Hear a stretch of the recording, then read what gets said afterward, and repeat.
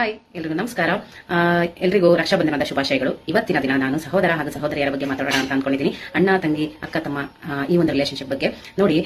ಯಾವ ಅಣ್ಣ ಅಥವಾ ತಮ್ಮ ಬಡವರಾಗಿರ್ತಾರೆ ಅವ್ರ ಹತ್ರ ಅಕ್ಕ ತಂಗಿಯರು ಅತಿ ಹೆಚ್ಚು ಮೌಲ್ಯ ಇರುವಂತಹ ತುಂಬಾ ಬೆಲೆ ಬಾಳುವಂತಹ ಗಿಫ್ಟ್ಗಳನ್ನಾಗ್ಲಿ ಅವರಿಂದ ಯಾವುದೇ ರೀತಿಯ ಗಿಫ್ಟ್ಗಳನ್ನಾಗ್ಲಿ ಎಕ್ಸ್ಪೆಕ್ಟ್ ಅನ್ನ ಮಾಡಬಾರ್ದು.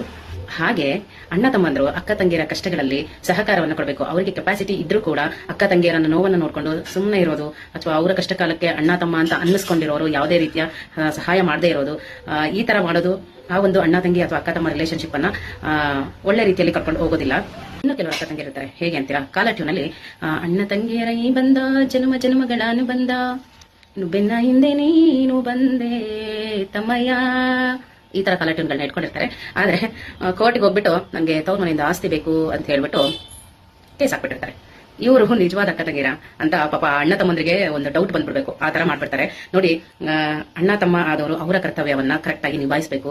ನಿಭಾಯಿಸಿಲ್ಲ ಅಂದ್ರೆ ಕೆಲವು ಹೆಣ್ಮಕ್ಳು ಈ ತರ ಬರೋದು ಓಕೆ, ಒಪ್ಕೊಳ್ಳೋಣ. ಅಣ್ಣ ತಮ್ಮ ತುಂಬಾ ಚೆನ್ನಾಗಿ ನೋಡ್ಕೊಂಡಿರ್ತಾರೆ. ಅಕ್ಕ ತಂಗಿದ್ರಿಗೆ ಏನೇನ್ ಕೊಡ್ಬೇಕು ಎಲ್ಲ ಕೊಟ್ಟು ಮಾಡಿ ಅವ್ರನ್ನ ಸೂಪರ್ ಆಗಿ ನೋಡ್ಕೊಂಡಿರ್ತಾರೆ. ಅಷ್ಟೇ ರೆಸ್ಪೆಕ್ಟ್ಫುಲ್ ಆಗಿ ನೋಡ್ಕೊಂತಾ ಇರ್ತಾರೆ. ಆದ್ರೂ ಒಂದು ಕೆಟ್ಟ ಆಸೆ ಅನ್ನೋದಿರುತ್ತಲ್ಲ, ಅದು ಈ ತರ ಕೆಲಸಗಳನ್ನೆಲ್ಲ ಮಾಡಿಸ್ಬಿಡುತ್ತೆ ಹೆಣ್ಮಕ್ಳ ಕೈಲಿ.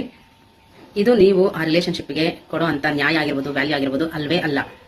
ಇನ್ನು ಅಣ್ಣ ತಮ್ಮಂದ್ರ ವಿಷಯಕ್ಕೆ ಬಂದ್ರೆ, ತಂಗಿ ಏನಾದ್ರೂ ಆಗಿರ್ಲಿ, ತಂಗಿ ಮಕ್ಕಳು ಏನಾದ್ರೂ ಆಗಿರ್ಲಿ, ತಂಗಿ ತುತ್ತು ಅನ್ನಕ್ಕೂ ಕಷ್ಟ ಪಡ್ತಿರ್ಲಿ ಪರವಾಗಿಲ್ಲ. ಅಣ್ಣ ಅಥವಾ ತಮ್ಮಂದ್ರು ಅವರ ಫ್ಯಾಮಿಲಿ ಜೊತೆಗೆ ಮೃಷ್ಟಾನ್ನ ಭೋಜನನೇ ತಿಂತಾ ಇದ್ರು ಒಂದಿಡಿ ಅಕ್ಕಿ ಒಂದಿಡಿ ಅನ್ನನ ಕೂಡ ಆ ತಂಗಿಗೆ ಕೊಡೋದಕ್ಕೆ ಇಷ್ಟಪಡಲ್ಲ. ಅಕ್ಕಿ ಅನ್ನ ಕೊಡೋದು ಹಾಳಾಗೋಗ್ಲಿ, ಅರಿಶಿನ ಕುಂಕುಮ ಸಮೇತ ಕೊಡೋದೇ ಇಲ್ಲ. ಇಂಥ ಅಣ್ಣ ತಮ್ಮಂದ್ರಿಗೆ ದೇವರು ಯಾವ್ದಾದ್ರು ಒಂದು ರೂಪದಲ್ಲಿ ಶಾಪವನ್ನ ಇಟ್ಟಿರ್ತಾನೆ. ಸೊ ಅರ್ಥ ಮಾಡ್ಕೊಳ್ಳಿ, ಅಣ್ಣ ತಂಗಿ ಅಥವಾ ಅಕ್ಕ ತಮ್ಮ ಅನ್ನೋ ಬಾಂಧವ್ಯ ದೇವರು ಬೆಸೆದು ಕಳಿಸಿರ್ತಾರೆ. ನೀವು ಆ ಒಂದು ರಿಲೇಶನ್ಶಿಪ್ಗೆ ನ್ಯಾಯವನ್ನ ಕೊಡಬೇಕು. ಹಂಗಾದ್ರೆ ಮಾತ್ರ ಈ ರಕ್ಷಾಬಂಧನ ಅನ್ನೋ ಒಂದು ದಿನಕ್ಕೆ ಒಂದು ಅರ್ಥ ಸಿಗುತ್ತೆ.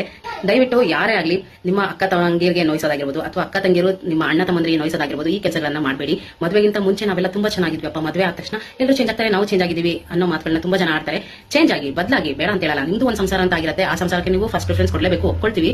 ಆದ್ರೆ ಅಕ್ಕ ತಂಗಿಯನ್ನ ನೋಯಿಸಿ ಅಥವಾ ಅಣ್ಣ ತಮ್ಮಂದ್ರನ್ನ ನೋಯಿಸ್ಬಿಟ್ಟು ನೀವು ಉನ್ನತ ಸ್ಥಾನಕ್ಕೆ ಹೋದ್ರೂ ಅದು ಬೆಲೆ ಇಲ್ಲ ಅಂತ. ಅದಕ್ಕೆ ಅಷ್ಟೇ ಸಮಾಜದಲ್ಲಿ ಅದಕ್ಕೆ ದುಡ್ಡಿಗೆ ಬೆಲೆ ಕೊಡ್ಬೋದು. ಆದ್ರೆ ನಿಮ್ ಬೆನ್ನಿಂದನೇ ನಿಮ್ಗೆ ಮಾತಾಡ್ತಾರೆ. ಇಷ್ಟೆಲ್ಲ ಇದ್ರು ನೋಡು, ಅವ್ರ ತಂಗಿ ಕಷ್ಟಕ್ಕಾಗಲಿಲ್ಲ, ಅವ್ರ ಅಕ್ಕನ ಕಷ್ಟಕ್ಕಾಗಲಿಲ್ಲ, ಅಥವಾ ಇಷ್ಟೆಲ್ಲ ಕೋಟಿಗಿದ್ದಾಳಪ್ಪ ಅವ್ರ ಅಣ್ಣನ ಕಷ್ಟಕ್ಕೆ, ಅವ್ರ ತಮ್ಮನ ಕಷ್ಟಕ್ಕೆ ಆಗ್ಲೇ ಇಲ್ಲ ಇವಳು ಅನ್ನೋ ಮಾತು ಮಾತಾಡ್ತಾರೆ. ನಿಮ್ ಬೆನ್ನಿಂದ ಆದ್ರೂ ಮಾತಾಡ್ತಾರೆ. ಜನ ಮಾತಾಡ್ತಾರೆ ಅನ್ನೋಕ್ಕೋಸ್ಕರ ನೀವು ಚೆನ್ನಾಗಿರ್ಬೇಡಿ.